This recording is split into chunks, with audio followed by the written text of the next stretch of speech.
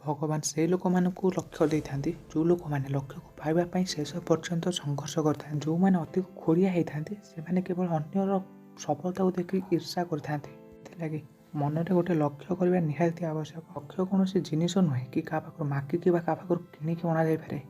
आपण लक्ष्य एमती होता दरकार जहाँ आप केवे भावी नथिबे।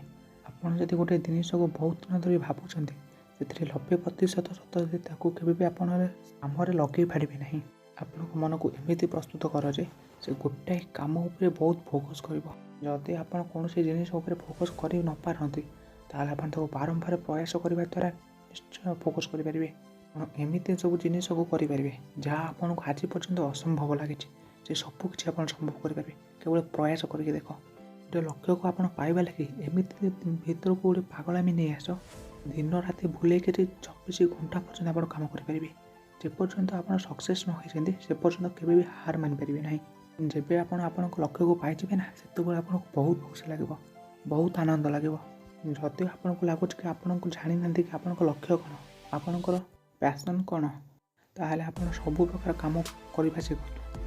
जो कम आपणकर मन लगुच जो प्रकार कम समस्त बेस्ट ही पार से आपणकर लक्ष्य से आपणकर पैशन। आपण लक्ष्य प्राप्ति में बहुत असुविधा आसो बहुत बाधा आसो। आप चुपचाप आपणकर कम करेंगे कहीं दुनिया 100% 95% लोक एमती अच्छा जी आपणकर मजाक उड़े केवल किसी लोग ही आपको साथ देवे। आपण लक्ष्य प्राप्ति जो कम दरकार से कम को एत शांति कर कि सफलता हाल्ला मचेब।